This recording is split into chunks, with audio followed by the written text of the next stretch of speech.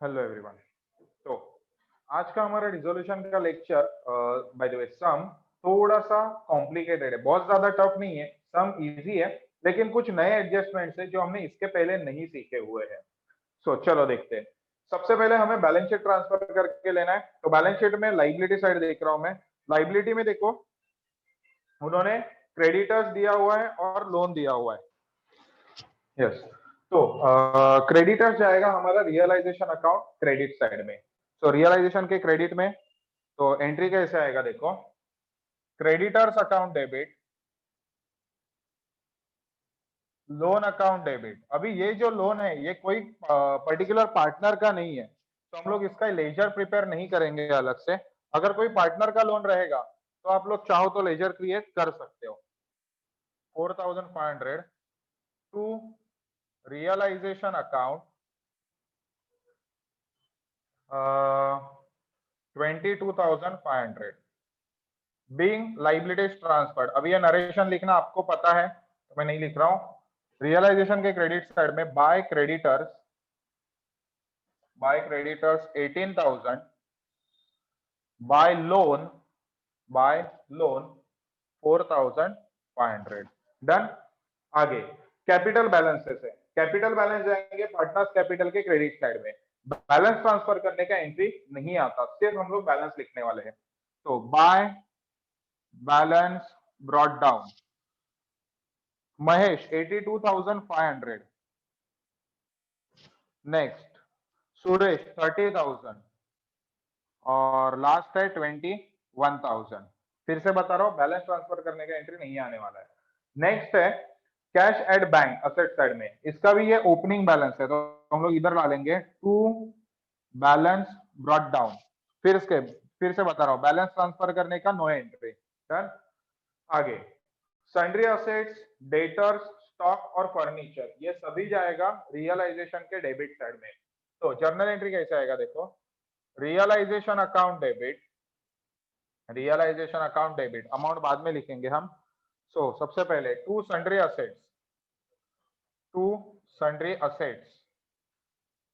51,000, next to debtors 72,600, to debtors 72,600, next to stock 23,400, to stock 23,400, next है to furniture 3,000, to furniture 3,000।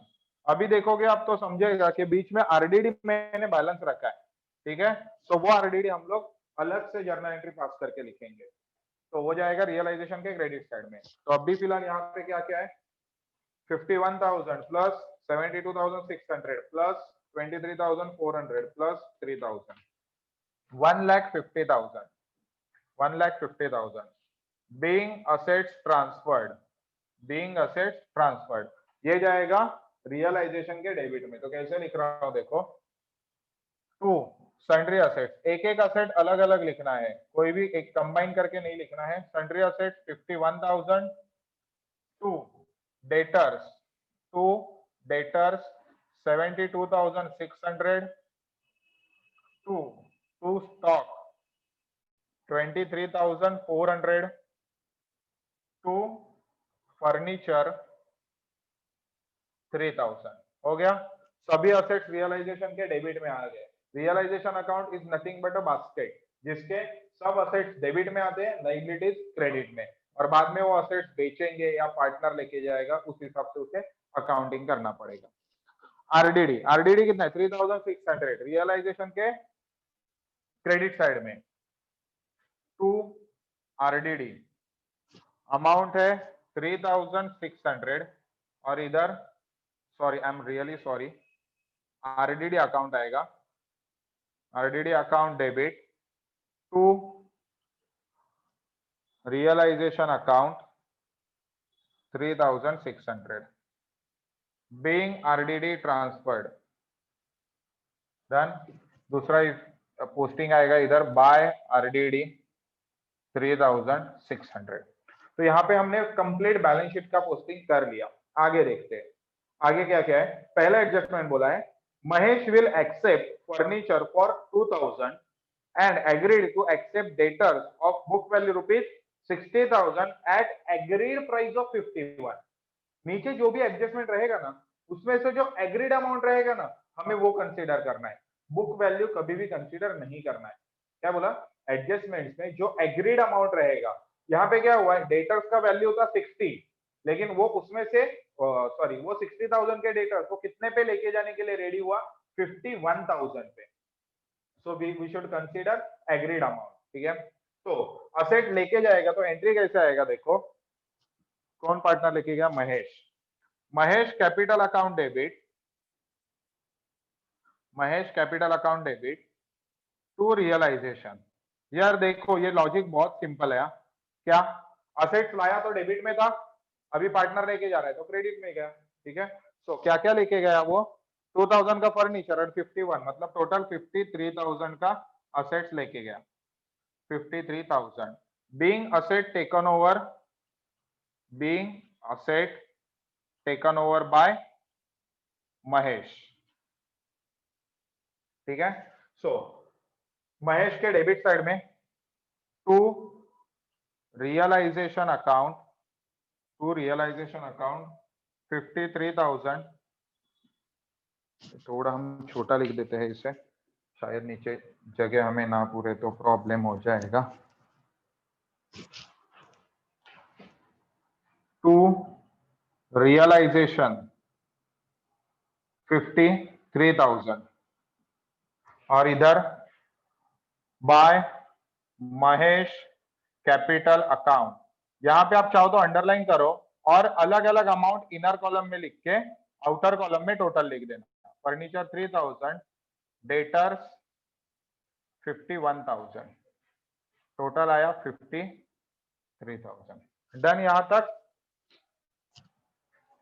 उसके बाद है Suresh will accept stock at agreed value of 20,000 and sundry assets of book value 24 for 23,500. Again same rule, agreed value is important.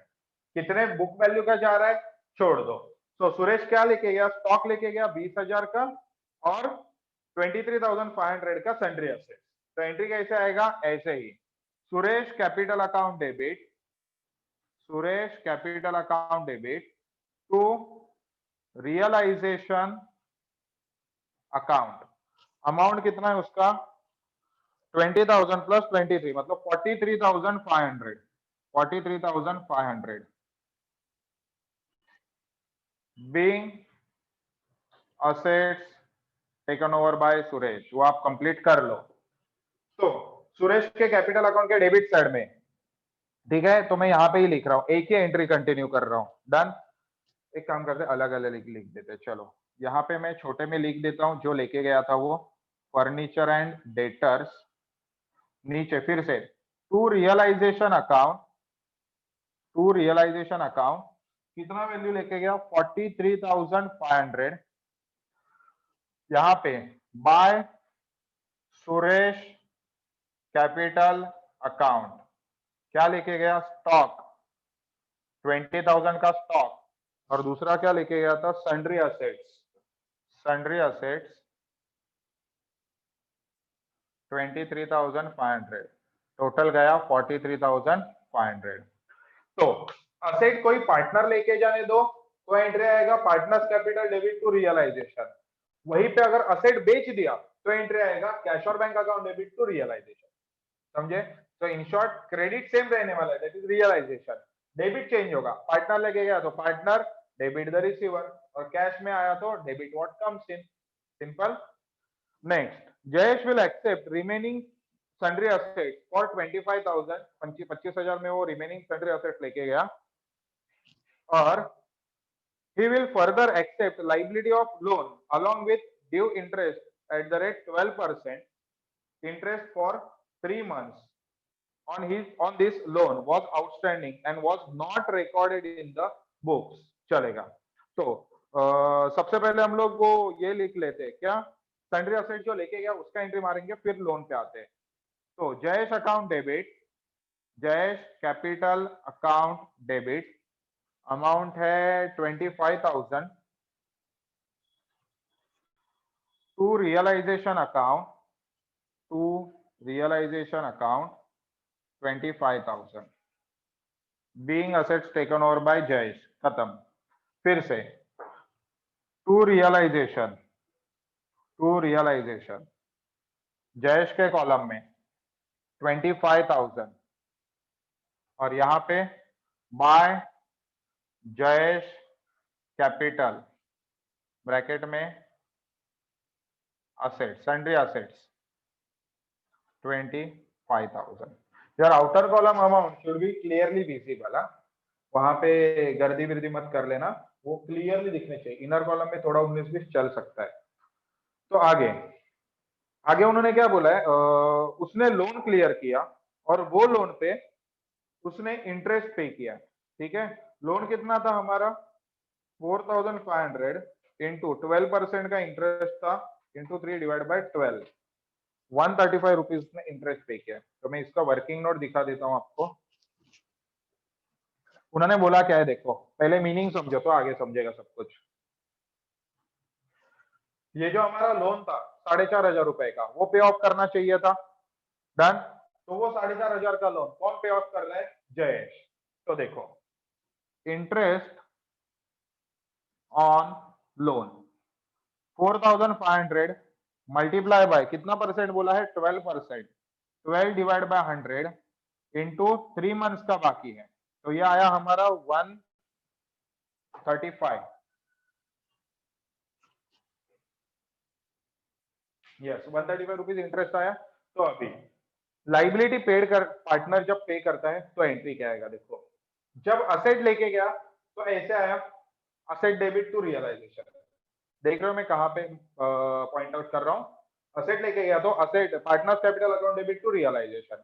जब liability pay off करेगा तो exact उल्टा, partners to realisation to partner. समझ रहे हो?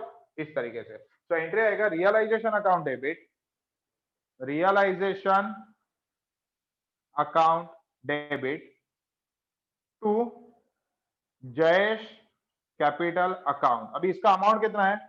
4,500 लोन का amount है plus 135 rupees का interest. Being liability paid by partner, being liability paid by partner. तो अमाउंट कितना आएगा? 4,635। 4,635। तो रियलाइजेशन के डेबिट साइड में, मतलब यहाँ पे टू जयेश कैपिटल अकाउंट 4,635 और यहाँ पे बाय रियलाइजेशन अकाउंट 4,635। क्लियर है? आगे expenses of dissolution were 1,000 and outstanding expenses were 1,200 to be paid by firm. Expenses, dissolution expenses paid by firm का एंट्री आता है realization account debit, क्योंकि debit all expenses and losses. तो realisation account debit to cash और bank. तो entry आएगा realisation account debit to cash और bank account.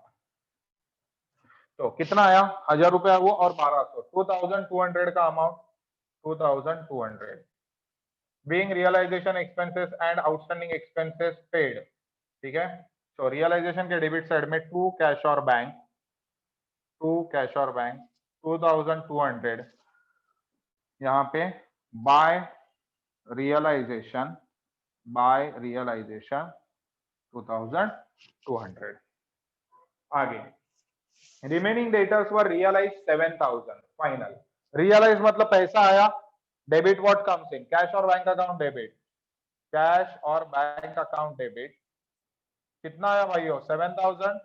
कहां से आया? डेटर्स से, मतलब रियलाइजेशन से। तो रियलाइजेशन के क्रेडिट साइड में to realisation 7,000 being remaining debtors realised. ठीक है, सो कैश और बैंक के डेबिट में टू रियलाइजेशन अकाउंट 7,000 यहाँ पे बाय कैश और bank 7,000 and here you are. हो गया, सम खत्म। तो फिर सबसे पहले रियलाइजेशन अकाउंट क्लोज करो, जो भी बैलेंस आएगा पार्टनर्स में डिस्ट्रीब्यूट करो, पार्टनर्स क्लोज करो, कैश में डिस्ट्रीब्यूट करो, हो गया कहानी। तो फिर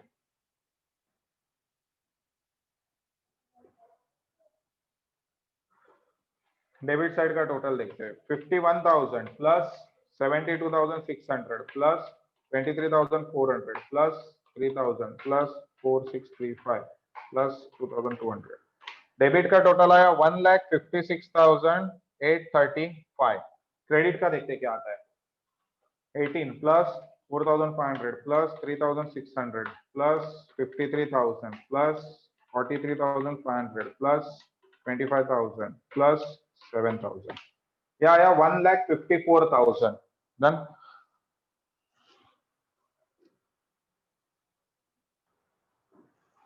यस, यहाँ पे हमारा एक रह गया क्या, हमने एक नोट देखा था लास्ट टाइम। नोट यहाँ पे लिख देता हूं। In the absence of information,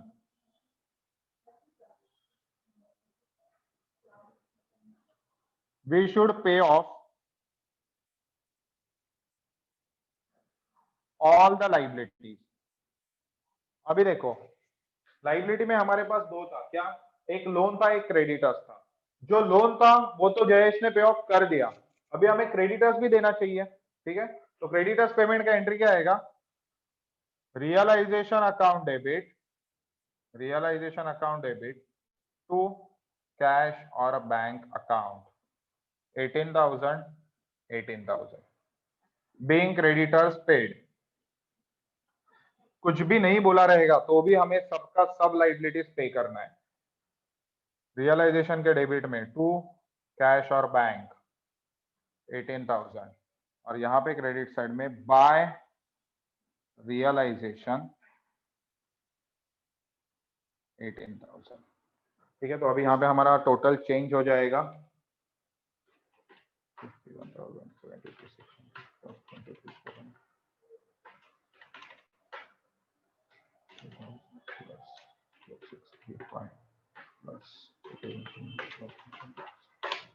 1,74,000। यही टोटल बढ़ा है, हमने इसके पहले किया था 835। ठीक है, यहाँ पे भी वही आया, इसमें से ये माइनस कर देंगे तो हमें आ रहा है 20,235। 20,235 ये जो है ये हमारा जाएगा partners capital account, bye partners capital account, और इधर लिखेंगे टू रियलाइजेशन। एक्चुअली आपको इसके लिए ऐसे करना है कि ये अमाउंट आउटर कॉलम में और उसका डिवीजन आपको इनर कॉलम में दिखाना है। मेरे पास जगह नहीं है इसलिए मैंने वैसे लिख दिया। इसके पहले हमने जितने भी सम्स किए हैं सभी में मैंने वही प्रेजेंटेशन आपको दिखाया था। तो by the way profit sharing ratio क्या था, और partner decided to dissolve, yes उन्होंने प्रॉफिट शेयरिंग रेशो नहीं दिया है। तो अगर प्रॉफिट शेयरिंग रेशो नहीं दिया रहेगा तो हम उसे इक्वल कंसीडर करेंगे। 6,745 6,745 6,745।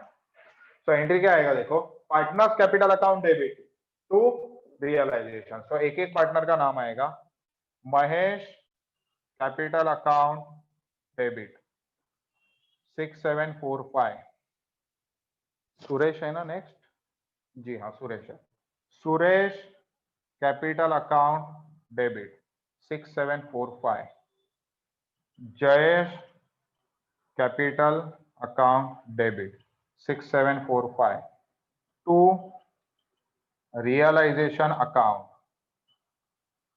20,235 बीइंग रियलाइजेशन लॉस ट्रांसफर। इसे हम लोग लॉस बोलेंगे, अगर डेबिट साइड में आया तो वो प्रॉफिट होता है, यहाँ पे ये लॉस हो जाएगा। आगे अभी पार्टनर्स कैपिटल अकाउंट क्लोज करेंगे और पार्टनर्स कैपिटल क्लोज करने के बाद जो भी बैलेंसिंग फिगर रहेगा वो कैश और बैंक में ट्रांसफर हो जाएगा।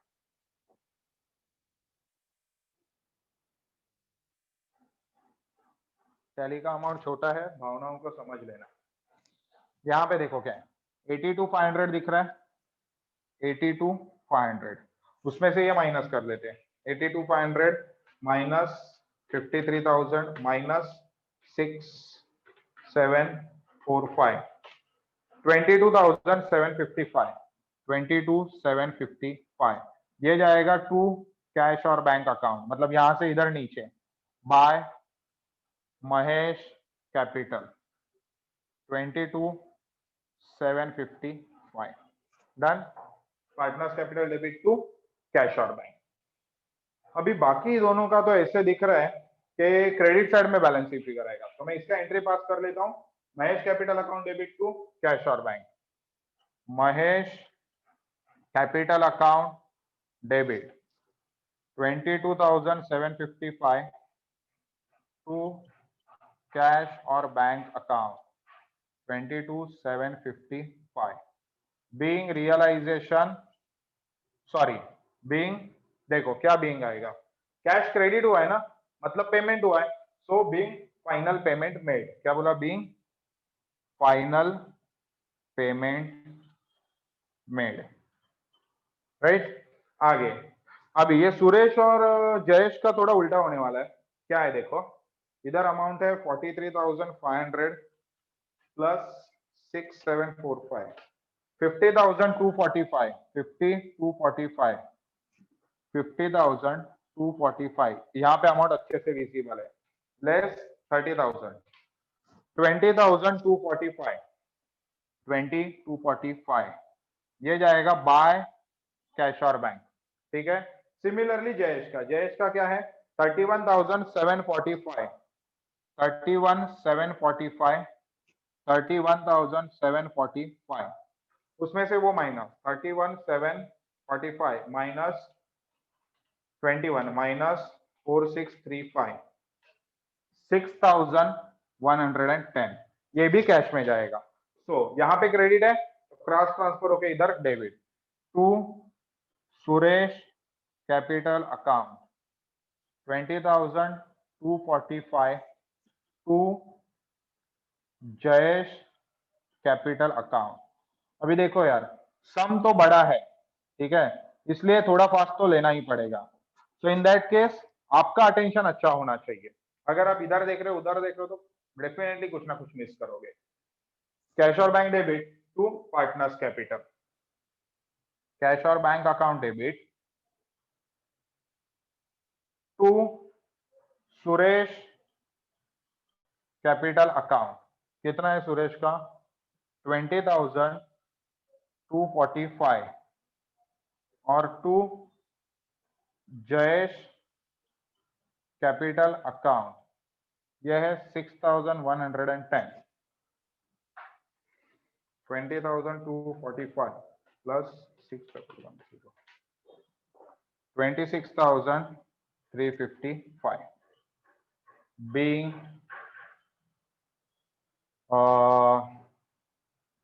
cash received from partners. अभी देखो यहाँ पे पार्टनर से कैश रिसीव हो रहा है, कैसे पता चला? कैश और बैंक डेबिट हुआ ना, दैट मीन्स कैश रिसीव हुआ। और फाइनली अभी कैश अकाउंट देखते हैं प्लस 7,000 प्लस